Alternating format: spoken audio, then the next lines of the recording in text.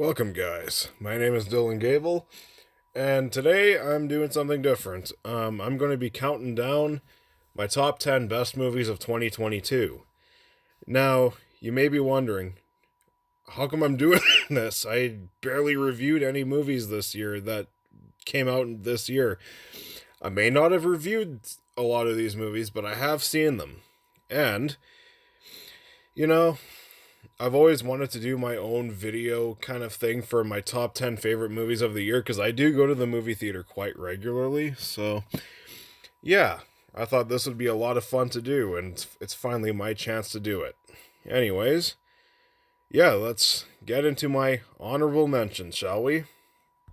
And there's a lot of honorable mentions. I got 15 of them. Hell yeah. Bullet Train, Doctor Strange and the Multiverse of Madness, Sonic the Hedgehog 2, Everything Everywhere All at Once, Ambulance, The Bad Guys, Barbarian, Scream, The Incredible Weight of Massive Talent, Nope, Orphan First Kill, Turning Red, Terrifier 2, Beavis and Butthead Do the Universe, Pearl, and Smile. All of which were great films in my opinion, but they did not quite make my top 10 list. So, without further ado, let's get into the big one, the Big 10, the movies I loved the most this year. Number 10, Elvis. Elvis is by far the best biopic I have seen this year. Austin Butler gives a fucking phenomenal performance as Elvis Presley, and Tom Hanks gives the most the most out of fucking typecast performance I have seen him do. Seriously, the performances in this movie are fucking excellent, and I thought it was really interesting seeing the story of Elvis unfold in this film. I thought it was a great time. Yes, it is almost 3 hours long, but it did not feel like 3 hours at all. I thought the movie moved at a terrific pace. I love that it was a cautionary tale on how the music industry may not be like the most luxurious life out there. I thought it was a great time. That's why Elvis is my number 10.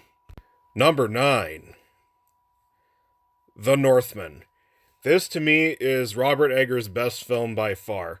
I love Alexander Skarsgård's performance as this really gruff, vengeful fucking Viking as he goes on this quest to try to fucking kill this fucking this gang of other Vikings who killed his father so the brother could become the king of this fucking Viking thing. I don't know. I don't know a whole lot about Viking stuff, so that's why my explanation is not so great.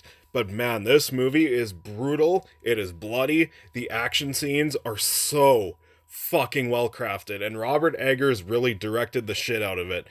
This movie was originally higher on my list, but I don't know, it's just kind of the movie that I need to be in the mood to watch, because this movie is a bit on the slower side, but I don't care. It's a fucking great movie nonetheless, and it was definitely deserving of a spot on my top 10 list. Seriously, this movie's badass. I highly recommend it.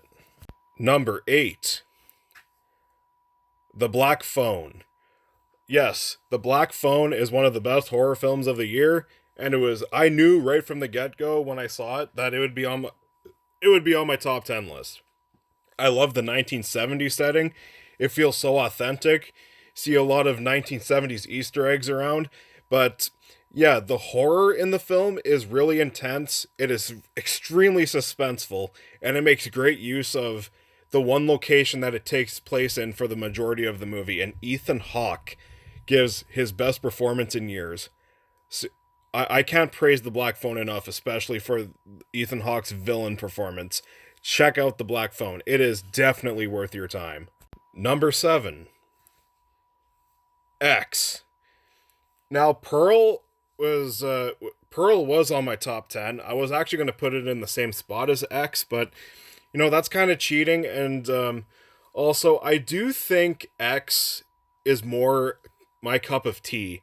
I really love 70s grindhouse films, and this movie fucking pleased me in that regard. This is the best throwback to 70s grindhouse films I have seen since the movie Grindhouse.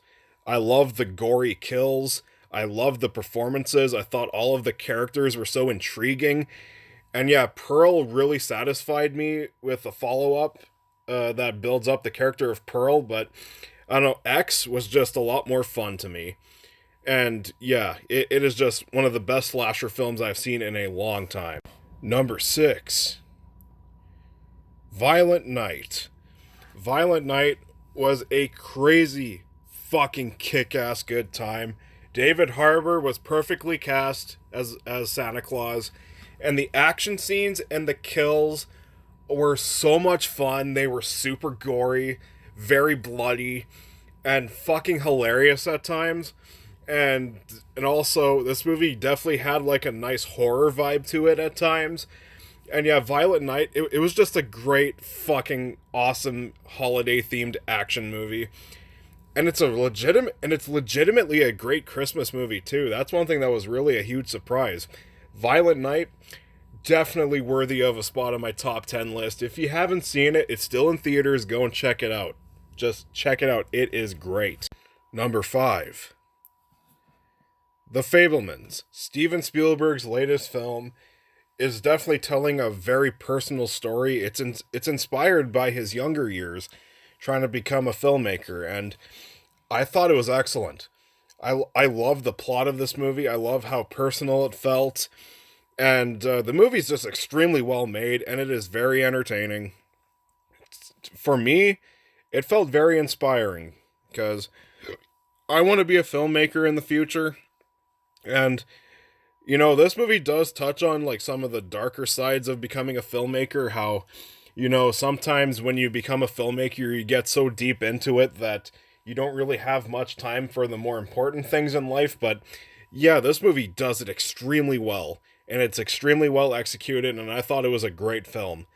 It's great. It's worth your time. Check it out. Number 4. Ooh, this one's divisive. Babylon. Yeah, this movie's getting very mixed reviews, and I honestly don't see why. I thought this movie was a blast.